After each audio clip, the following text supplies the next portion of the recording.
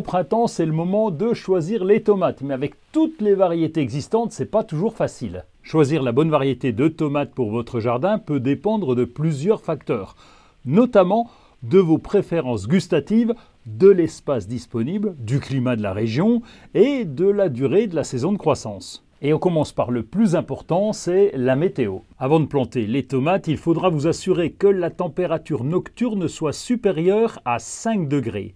C'est le minimum que peuvent supporter les pieds de tomates. Vous pouvez les acheter avant si vous avez peur de ne pas avoir la variété voulue, mais dans ce cas-là, il faudra les laisser à l'abri en attendant de les installer au jardin. Ensuite, vous allez choisir en fonction de l'espace disponible. C'est différent si vous avez un pot ou un grand jardin avec beaucoup de place. On trouve maintenant des variétés de tomates compactes qui conviendront très bien aux petits contenants, tandis que d'autres peuvent devenir très grandes et nécessitent un tuteur pour la croissance verticale. Évidemment, le plus important, c'est le goût et l'utilisation en cuisine. Il existe une grande variété de saveurs, de formes et de couleurs.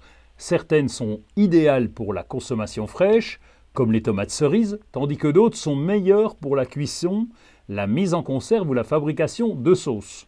La variété marmande est parfaite pour les tomates à farcir. Ananas, Andine cornue ou Green Zebra sont réputés pour les salades. Et pour les sauces, les romals et cœurs de bœuf sont souvent choisis. Bon, c'est vrai qu'avec toutes les variétés existantes, vous aurez l'embarras du choix. Un autre aspect à prendre en compte, c'est la résistance aux maladies.